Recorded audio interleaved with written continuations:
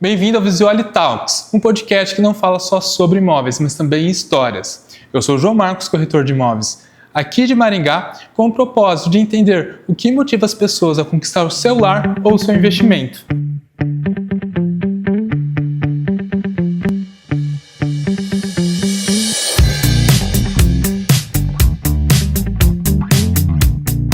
Hoje eu estou aqui com o convidado, o William. Prazer, William. Prazer, tudo bem? Tudo certo. Eu te fiz o convite, você me falou que foi um convite um pouco excêntrico, né? Bem peculiar. Bem peculiar. Só que antes de começar, um presentinho aqui. Cara, muito obrigado.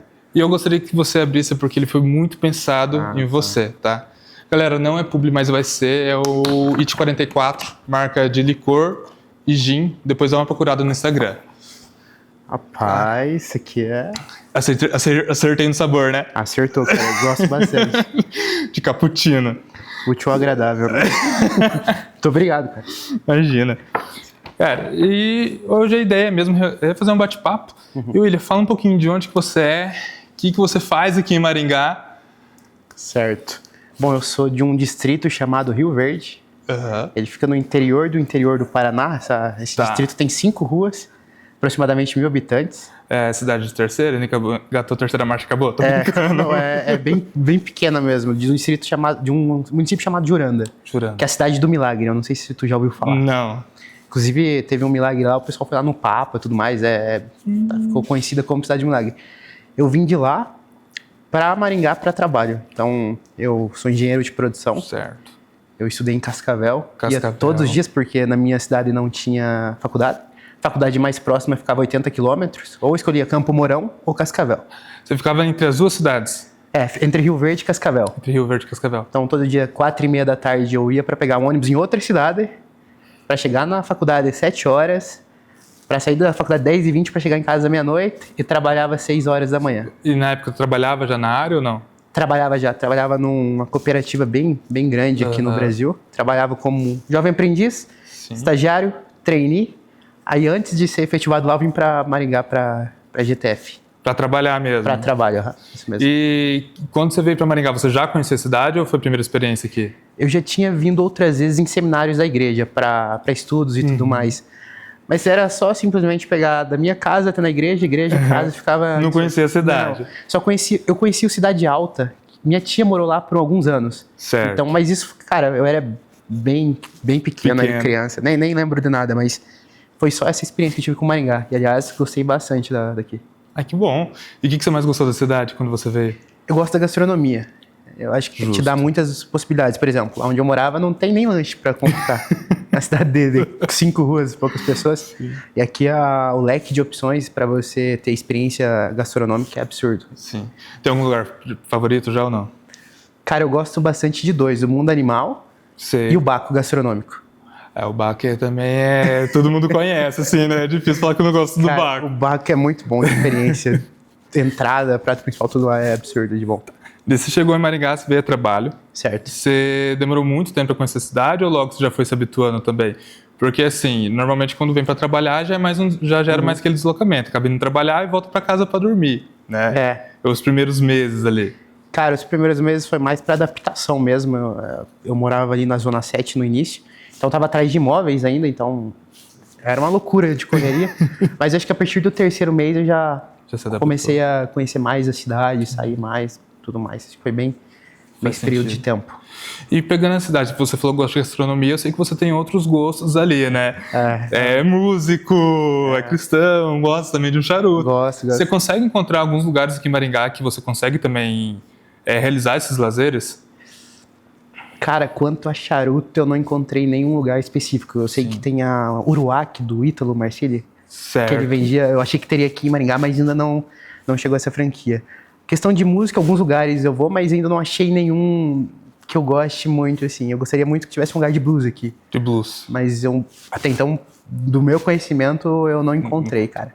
Que também é um gosto bem peculiar, bem específico. Bem excêntrico. Eu tenho uns gostos bem diferentes, principalmente pra música, né? É que você toca tudo.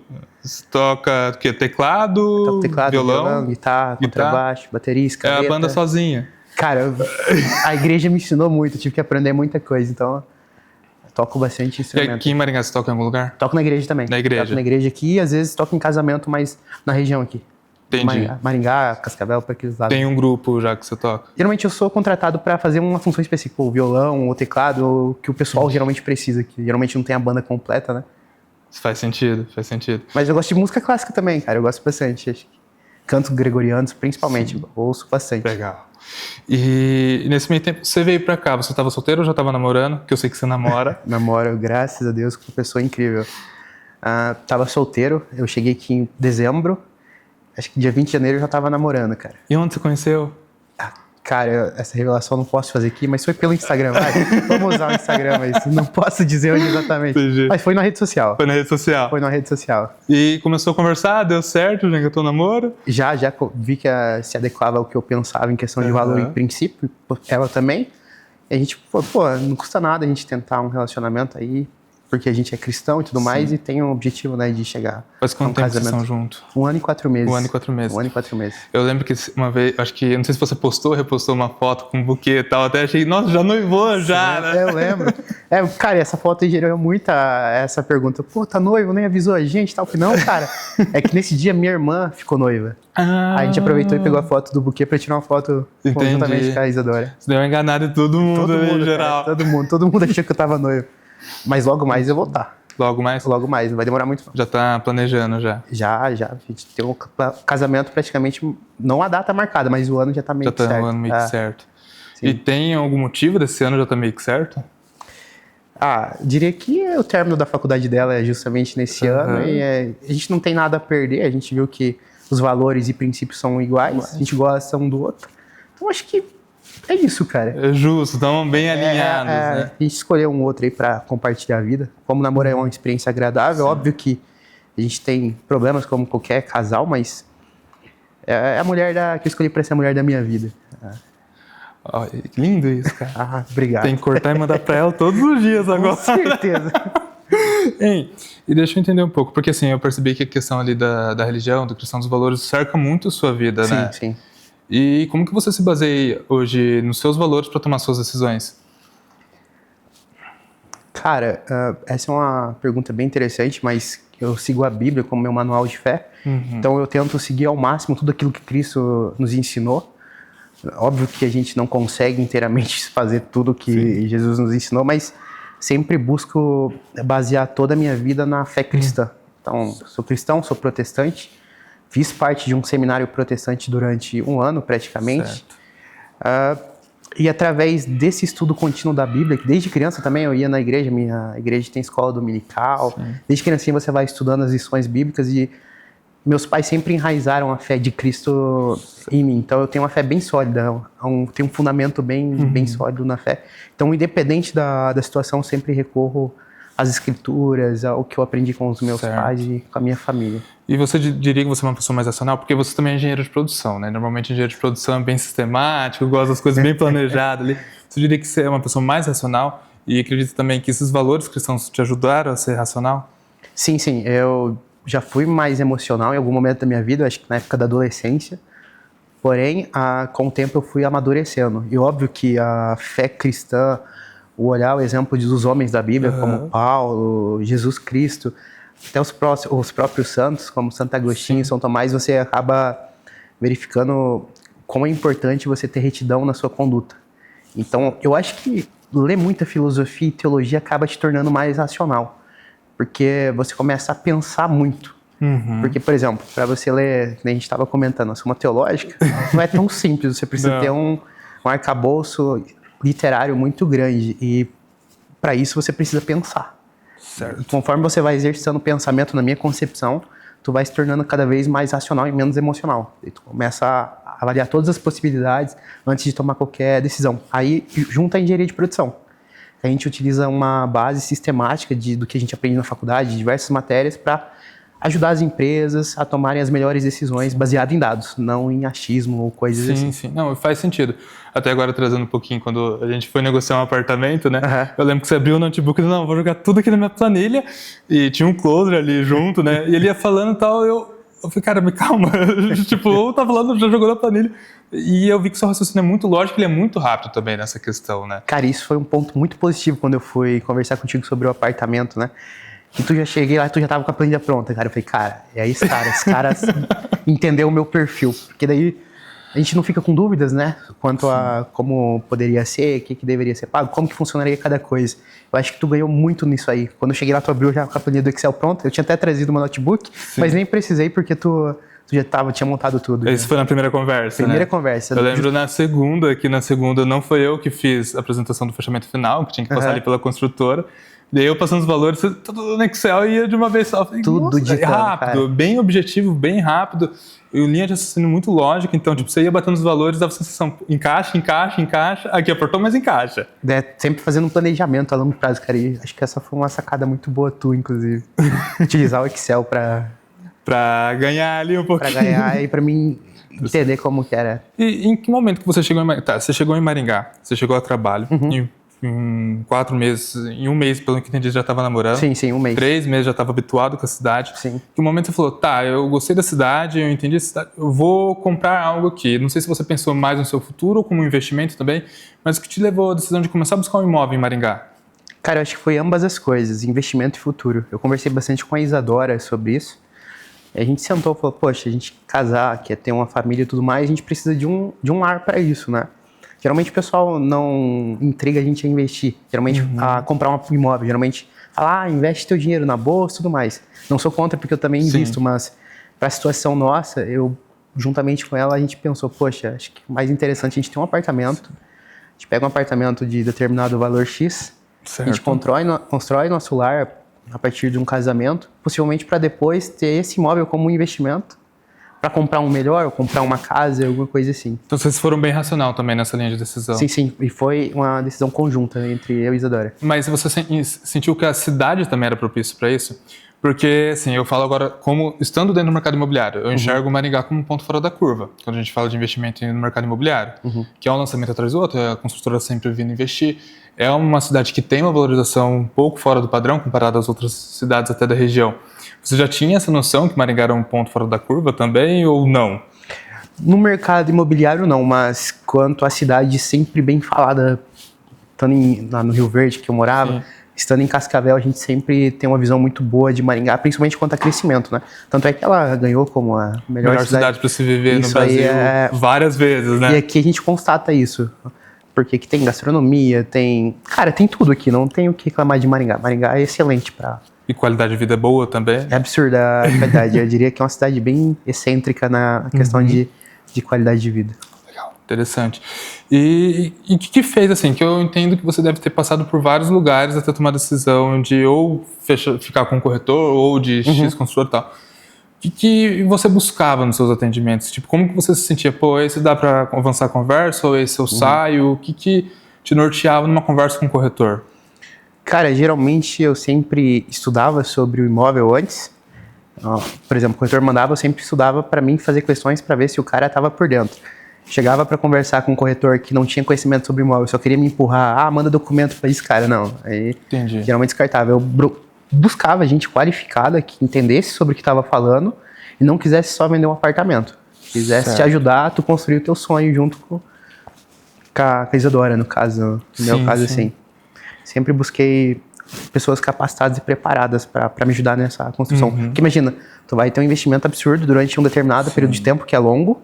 Como tu vai conversar com uma pessoa que ela não tem nem a audácia de estudar sobre o empreendimento e ter todas as respostas para me ajudar. E quando tu mandou mensagem, que eu falei, tu chegou com a planilha do Excel eu já vi que era diferente já. Eu já tinha um norte do que a gente queria, para onde a gente iria e você passou tudo pra gente de forma muito objetiva e simples, que eu acho que foi decisivo pra gente ter uma noção, porque é o futuro, né? No caso, o nosso futuro. Eu entendo quando você fala, tipo, saber explicar tudo do empreendimento numa visita presencial, tá? Porque eu falo até agora do meu lado aqui da mesa, tá? A gente que é corretor de imobiliário, a gente tem muito produto na prateleira. Então nem sempre a gente vai saber tudo de todos os projetos, de todos os empreendimentos. E é normal a gente faltar com alguma coisa muito específica de tal projeto. Mas eu falo lá na primeira abordagem no WhatsApp mesmo, porque a gente conversou rápido depois que a gente teve uma conversa presencialmente, mas pelo WhatsApp a gente teve ali um tempo de conversa. Tá? Eu não sei se você lembra ou não, mais ou menos esse tempo, mas eu lembro que foi um tempo demorado. E eu acredito que você passou em outros lugares com esse mesmo tempo de conversa. Né? Então, assim, o que levava... Tá, beleza, daqui eu sento numa primeira visita ou daqui eu vou para uma primeira reunião. Porque eu sei que você estudar um produto e mandar uma resposta pelo WhatsApp, o cara consegue pesquisar e te responder rápido. E isso faz sentido. Mas o que tirou você do ponto A, que é começar a procurar os imóveis, conversar com os corretores, onde você se cadastrava, para chegar a um ponto B para uma visita mesmo? Cara, é mais a questão de, por exemplo, geralmente, baseado na minha experiência, né? Sim. Os corretores só queriam te vender o imóvel, eles não entendiam o contexto que você estava querendo comprar o imóvel e ficava te empurrando o imóvel, vem aqui, vamos marcar uma visita e você já manda teu documento e isso. Não. Aí você foi diferente, você nos abordou, conversou com a gente, você não queria só vender um imóvel pra gente, você queria ajudar a gente a construir o que a gente estava querendo. Certo. E eu senti isso desde o atendimento de WhatsApp, que nem tu falou, acho que a gente conversou alguns meses antes, você sempre mandando um empreendimento, o que você acha, William, será que se adequa ao que tu pensa e tudo mais? Tanto é que o que a gente comprou, que a Isadora comprou, a gente fechou em 4 dias. Foi mais ou menos isso mesmo. Foi algo muito, muito rápido.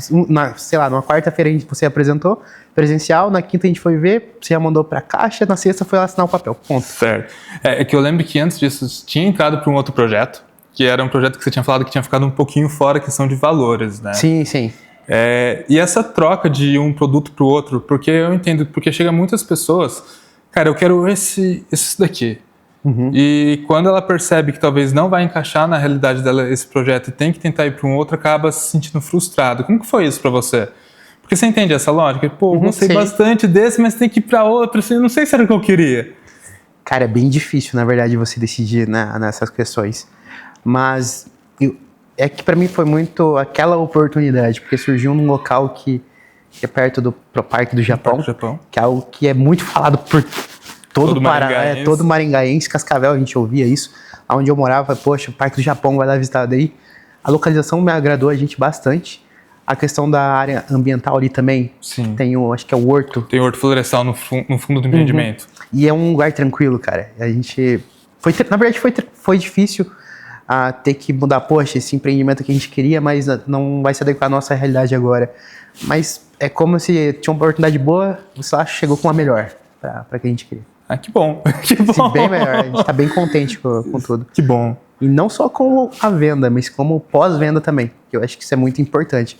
Que, pô, vai fazer quase 1 ano que a gente comprou. Vai. E ainda a gente se fala. Quando eu tenho alguma dúvida, você sempre me ajudou. Seja até em questões da imobiliária, até questões da própria caixa. Você sempre, prontamente, às vezes... Lembra que eu tava na Zona 7, tu me ligou 8 horas da noite para me ajudar numa dúvida que eu tava. Então, acho que isso é bem importante aí, porque possivelmente num próximo empreendimento a gente vai sempre estar falando contigo. Isso é bom saber. Fico muito feliz, inclusive. Possivelmente. E isso é muito louco, porque,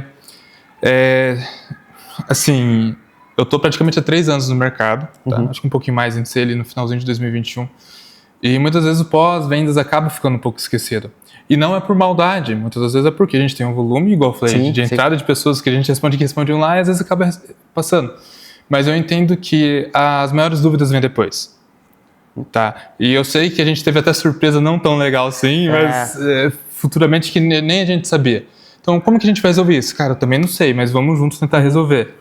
E às vezes falta um pouco da sagacidade disso daí, porque querendo ou não, o volume é muito alto. Correto. Né? E assim... Quando a gente chegou com aquela oportunidade, William, entrou assim, assim, assim, assado. Qual foi a primeira coisa que você pensou? Porque era um produto que estava ali um pouquinho fora e por obras ali internas acabou enquadrando, né? Acabou entrando no feirão, algo acabou entrando no valor. Na hora que eu te mudei, qual foi a sua primeira reação ali no momento? Cara, nem se falou, eu sou cristão, né? Acredito muito em Deus. Falei, poxa, é vontade de Deus que eu compre juntamente com a Isadora esse apartamento. A gente conversou com os nossos pais bastante. E falaram, vai pra cima, é isso mesmo, tem que aproveitar as oportunidades que a vida dá, porque não passa outra vez. Realmente acho que não deve ter passado, né? Não. Especificamente. Ali não. Dificilmente aconteceria de novo isso. E eu acho que, se eu não me engano, tinham 10 unidades, foram 10. Foram 10. A gente conseguiu comprar uma delas. Inclusive, a sua foi a primeira, tá? Foi o primeiro contrato das 10 assinado no dia. Não sabia. Legal, cara. Eu lembro que eu cheguei lá, porque assim, eu sempre... isso é mais meu. que eu também sou um pouquinho chato com algumas coisas, tipo detalhista. Então, a maioria das construtoras tem que passar por alguém ali, por um closer, por alguém que vai encerrar ali a negociação. Faz parte também para garantir a qualidade da construtora. Então, eu sempre chego antes, eu vou pro closer, eu vou ali pro gerente de fechamento ou pro gerente de produtos, enfim, cada lugar é o nome, explico, é assim, assim, assim, assado. Não adianta tentar fugir disso, é assim, assim, fechou? Fechou, beleza, daí que a gente vai conversar na mesa. Porque eu lembro que você também estava em uma condição bem específica naquele momento. Muito específica. Eu lembro disso, eu lembro que foi até um dos que a gente demorou ali para engatar alguma coisa. E no dia da aprovação, porque a gente fez uma simulação, que foi onde eu te mostrei o Excel ali simples e tal. Sim. No dia que a gente fechou a simulação, você achou que ficou próximo da aprovação do crédito, do fechamento real?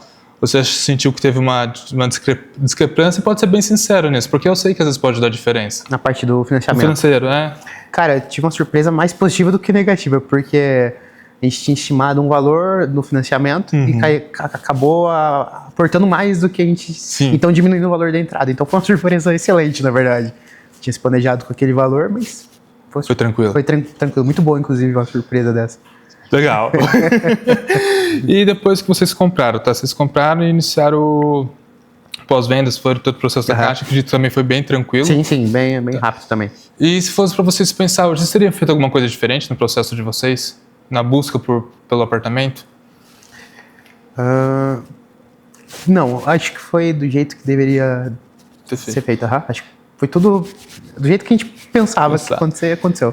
E se fosse para... Agora eu não falo nem fazendo diferente, mas se fosse para você colocar até um ponto de atenção, talvez para quem vai assistir, escutar a gente, o que você colocaria como o maior ponto de atenção na hora de buscar um imóvel? Eu acho que é não ouvir muitos comentários negativos, principalmente em redes sociais. A gente sempre ainda vê falando muito a questão da construtora, porque isso é muito comum. Acho que você já deve ter visto também. Mas se a gente tivesse olhado para isso, a gente não teria adquirido o imóvel. Eu acho que ponto de atenção é você, óbvio, racionalmente, mas fazer aquilo que tu tá pensando, porque o teu sonho ninguém vai fazer por você. Certo. E a oportunidade só passa uma vez na vida só. Exato. E quando passa, a gente tem que tentar aproveitar também. Tem que aproveitar, óbvio que racionalmente, mas tem que aproveitar. E faz sentido isso que você fala, às vezes, de reclamações sempre vai ter, tá? Isso independente de construtor ou independente de imóvel. Até que a gente estava conversando, né, que a grande maioria das construtoras vai ter algum problema, e muito importante a questão do pós-obra também, né? O que é entregue na garantia da construtora. Pô, tive problema? Pode acontecer esse problema. Mas se for solucionado, beleza, eles fizeram o serviço dele que é solucionar, né? Sim. E você comentou um negócio bem na hora que você chegou sobre questão de vistoria. Cara, o que você pensa disso e como você está se planejando? Porque seu apartamento vai entregar ainda em 2027, né? Tem um tempinho. Mas eu acredito que você já esteja meio alinhado com isso daí também. Já assim, até converso bastante com a Isadora sobre. Eu acho que o pessoal que muito reclama talvez não deu tanta atenção à vistoria. Eu acho que você precisa desembolsar um valor específico, contratar algum profissional competente. Por mais que eu seja engenheiro, eu prefiro contratar alguém que é especialista, por exemplo, em vistoria, para me ajudar nisso. Eu acho que se você contrata algum especialista em vistoria, você não tem dor de cabeça futura. Porque resolve ali na... Óbvio que pode acontecer que nem você comentou, alguma coisa ou outra, mas no grosso, você não... Pelo menos o que eu entendo, você não vai ter problema, porque na vistoria que tu vai ver se tá alguma coisa irregular ou não, né? Se ficou algum caimento errado, se soltou algum piso ou não. E realmente, a vistoria você acaba, tirando bastante dor de cabeça. E também futuramente pode acontecer. Tá? Esse é um papo bem transparente, porque eu sei que depois de um tempo um laminado pode estufar e às vezes não foi mau uso, então tem que ter a garantia. Correto. E a construtora, a vantagem do imóvel novo é essa, é a garantia, né? Justo. Então, assim, diferente você pega algo ali talvez já usado, que você não tem mais garantia de nada, estufou, poxa, agora eu vou ter que trocar todo o assoalho, ter que trocar todos os pisos da parede e vai uma reforma, né? E esse imóvel, agora que eu me lembrei, teve a questão, eu não sei se é o metaverso que o pessoal chama. A gente colocou óculos de realidade virtual e andamos pelo apartamento. Sim, realidade virtual pra conhecer a planta. Isso foi muito doido, cara. A gente não tava esperando. Aí foi... Desculpa a expressão, mas foi doideira. Assim. Não, pode ficar Foi doideira, cara. Cara, e é um ponto interessante também, porque a experiência da realidade virtual, eu nunca tinha entrado até entrar no mercado imobiliário. E quando eu entrei a primeira vez, eu achei muito real mesmo, e eu lembro que até um gerente meu falou para eu atravessar uma parede para ver como que era um duto de ventilação, né? Rapaz. Vocês ficaram ainda numa experiência ali de conhecer o apartamento, agora imagina você atravessando uma parede do simulador. Mas isso é muito bom, que, por exemplo, agrega muito na tomada de decisão, porque daí a gente, você vai pensar, o apartamento alguns metros quadrados é pequeno. Não, se você souber aproveitar o espaço, ele não fica. Planejar. Se você se planejar bem. Mas a gente tá tranquilo porque a Isa trabalha com design de interior, então ela vai ficar responsável por isso. E ela vai decidir toda a decoração do... Obviamente ela vai decidir tudo. E ela é bem competente pra isso, então tá tudo na mão dela. Já sabe, então que vai ser tudo do jeito dela, sim, né? Sim. Tá tudo tranquilo, porque ela é competente nisso aí. Oh, legal. Cara, é verdade, a experiência do realidade virtual é algo que às vezes acaba passando, porque... Existem alguns projetos que tem, outros que não tem. Tem outros que são os projetos físicos, que é legal também, porque o físico é mais palpável. Né? E como que vocês pensam que vai funcionar daqui 2 anos? Vamos supor, vocês pensam em ficar um tempo no apartamento? Porque foi, a princípio, para moradia, né? E eu sei que planos podem mudar. Vai ser praticamente 3 anos depois que vocês compraram. Sim. Qual que é a ideia de vocês agora com o apartamento? Cara, é ficar pelo menos uns 3 anos. Eu não sei se a gente vai conseguir quitar ele antes, porque tem a questão da amortização. A gente se planejar, a gente consegue quitar em 3 anos, mas a gente tá pensando. Mas a gente crê que até uma questão de ter filhos e tudo mais, precisa de algo maior. Possivelmente uma casa, ou até um próprio apartamento um pouco maior. Mas possivelmente vai ser uma casa, mas antes a gente precisa quitar pelo menos uns 70% dele. Um papo interessante porque você vai conseguir utilizar seu FGTS para quitar o apartamento. E até lá já vai estar acumulado bastante. Isso é verdade, eu não tinha pensado nisso. Mas, legal. Então, assim, você deixa de ter que juntar um recurso tão alto próprio e consegue utilizar o próprio FGTS para ali antecipar a parcela, pagar ele de trás para frente, que vai utilizar um tempo ali bem significativo. Né? Que eu até estava estudando, com o valor de uma parcela, tu consegue quitar 6 meses, por exemplo, dependendo... Isso. Sei lá, 3 a 6 meses, e é significativo. É mais ou menos essa média mesmo. Eu trabalhei com 4 a 5, mas é mais ou menos isso. É significativo, acho que é um caminho aí, a amortização. Sim. E um papo que você falou que é interessante também foi sobre questão de investimento. Você investe hoje na Bolsa. Sim. Tá. Se a jogada hoje para você comprar um apartamento fosse nesse ano, você acha que você teria pensado mais? Não, considerando a situação ainda não. Porque, que nem eu falei, eu acho que cai muito no objetivo do casamento. Então, a gente pensou isso em conjunto. Acho que você deve investir na bolsa, em fundo imobiliário, até arriscar um Bitcoin. A gente entra num papo bem mais extenso, né? Se vai ser Bitcoin, se é livre mercado e tudo mais. Mas eu acho que o imóvel você tem que ter. A não ser que tu tenha muito dinheiro. Aí, talvez, a opção de investir do aluguel, por exemplo, seja vantajosa. É que pra gente, a gente fez um cálculo, o aluguel ele não é vantajoso considerando a nossa realidade atual. Porque o dinheiro investido não se pagaria o aluguel é um dinheiro que acaba só indo embora também. Exatamente. Agora, se você ganha muito dinheiro, talvez o aluguel seja interessante, porque às vezes tu consegue uma casa, sei lá, um lugar de 1 milhão para um aluguel de 20 mil, não sei. Sim. Talvez nesse caso é interessante. Eu acho que um aluguel de 20 mil, o caso vai ser bem mais que 1 milhão. Então, aí tu consegue morar numa casa de 1 milhão assim, com um aluguel relativamente baixo pelo imóvel. Certo. Faz sentido. Uma coisa que acontece muito no mercado aqui em Maringá é a questão dos investidores é outro modelo de compra que você fez, tá? Que eles compram na planta direto com a construtora em um prazo ali de 42 meses, pagando 30% ou 40% do valor do imóvel e revende, ou quando ele entrega, ou um pouquinho antes de ficar pronto. Para ganhar um ágio ali também.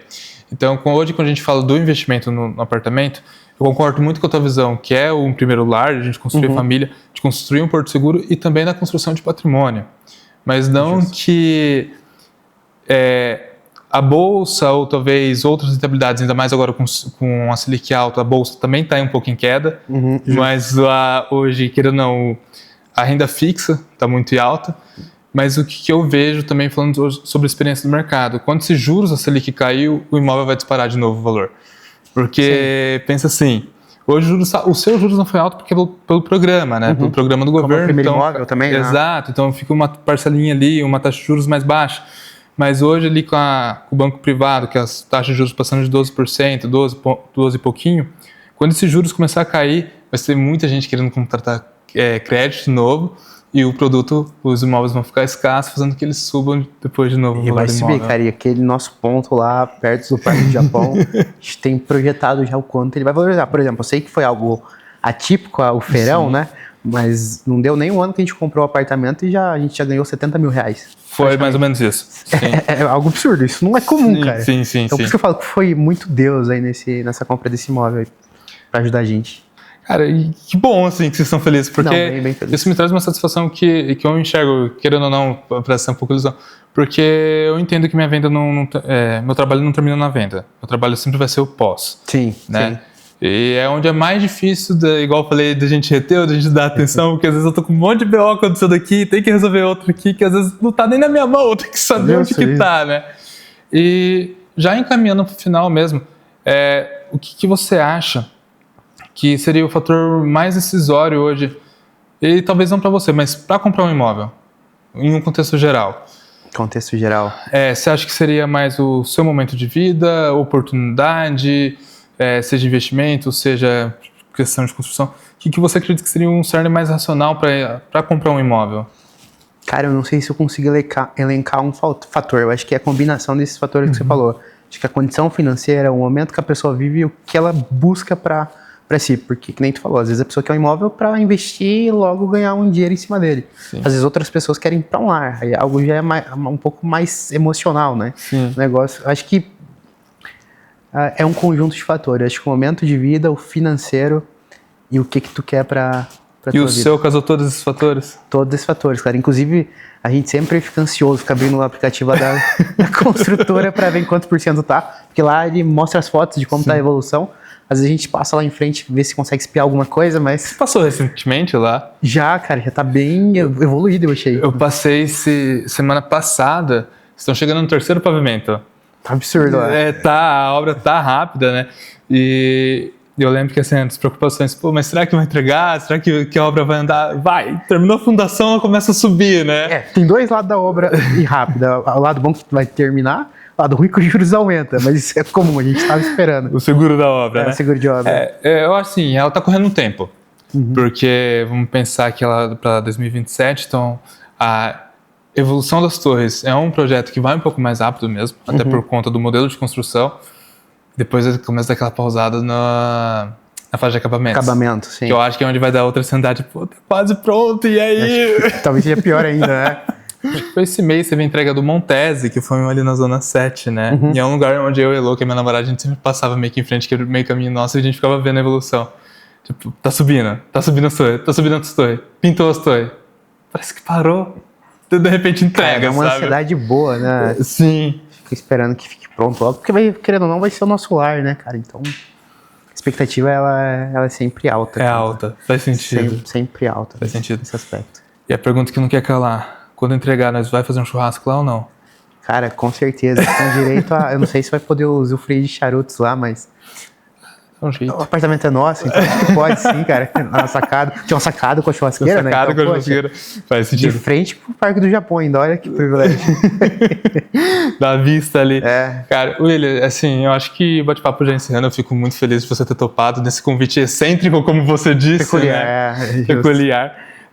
E eu acho que, por fim, se quiser passar alguma rede social sua, não sei se você quer ser seguido ou não, é que a gente comentou um papo, pô, a gente é da figura pública. Não, a gente não é. Então, né, a gente é anônimo. Isso que é o legal, porque fazer um bate-papo econômico com alguém que vem com uma história de vida, que se mudou para Maringá em pouco tempo, quanto tempo você de fato ficou a comprar seu apartamento depois que você chegou? Cara, sendo bem honesto, acho que foram 5 meses, cara. 5 meses, foi bem rápido, né? 5 meses. E tem gente que às vezes mora aqui, é daqui, tá nessa decisão, às vezes tem condição, às vezes tá no momento, mas fica nessa... Sabe, eu entendo essa sensação de, pô, tem que tomar a decisão certa. E assim, você foi uma virada de chave bem rápido, né, depois que você mudou. Cara, mudou praticamente toda a minha vida, porque minha primeira também experiência morando sozinho, né? Aí eu vim pra Maringá também, o objetivo foi esse. Vou lá pra me desenvolver profissionalmente e pessoalmente também. Que eu achava bem importante. E como está sendo a experiência de morar sozinho? Eu não sabia que foi a primeira vez que você estava morando sozinho. Foi a primeira vez, eu morava com os meus pais lá no Rio Verde. Cara, experiência muito boa, acho que te faz crescer como pessoa. Porque, por exemplo, na casa dos pais, se tu não lavar o copo, tua mãe possivelmente lava, né? Na minha casa, se eu não lavar, ele fica lá e vira uma caverna se eu não arrumar aquilo lá, né? Mas é bem agregadora pra vida, eu acho. E conseguiu conciliar, então, super muito bem essa virada de chave. Tanto de mudança, de morar sozinho, se adaptar com a cidade, primeira vez morando sozinho, comprando um imóvel. Comprando imóvel, agora iniciando o mestrado, eu faço um MBA também e trabalho para a empresa de São Paulo com SEO. Então, a vida loucura, não para. Uma loucura, mas é uma loucura boa, eu acho. Acho que E agora a gente está fundando uma empresa, inclusive OBME, se alguém precisar de solução. Vocês vão fundar uma empresa? Sim, eu e uns amigos. A gente está fundando uma empresa de solução e otimização para serviço, empresas e tudo mais. A gente utiliza pesquisa operacional, que é uma ciência exata, para resolver problema através de modelagem matemática. Cara, seja um pouco mais específico, porque essa modelagem matemática, eu acredito que a galera pode ser que não escute, não entenda. Resumindo, a gente ajuda o cliente a maximizar o lucro ou minimizar o custo. Resumindo. Entendi. A gente usa a técnica matemática para isso. E vai ser focado para algum tipo de serviço e produto ou geral? Qualquer um. Qualquer um que precise que melhore, a gente consegue desenvolver. Sentido. Mas seria pensando no... você abriu um gap aí que eu não estava esperando, mas seria pensando mais, tipo, tanto em toda a questão da empresa, desde direção de lead, desde posicionamento de marca, ou é algo mais específico? Para aumentar esse lucro, diminuir custo, ou é mais questão de receita, despesa e... É que depende do processo, porque cada tipo de empresa ou serviço, eles têm um processo. Por mais que seja serviço tem um processo, uma entrada, uma transformação e uma saída. Então a gente analisa esse processo, entende como funciona, quais são as variáveis de decisão e tudo mais, quais são as restrições daquele processo, o que a gente precisa aproveitar e tudo mais. A gente monta essa modelagem matemática e realiza a equação dele. A gente utiliza ferramentas que nem Python, que é bem famosa no momento, Gurobi e softwares da IBM para resolver isso pra gente. Nosso trabalho é analisar. A gente também presta serviço de inteligência artificial, fazendo machine learning e tudo mais. É bem legal. Presta não, né? Vai prestar, né? Vai prestar. Qual que é? Já tem alguma página? Já tem algum Instagram? Não, a gente tá criando a identidade visual agora, mas é OBMI. OBMI. Tá.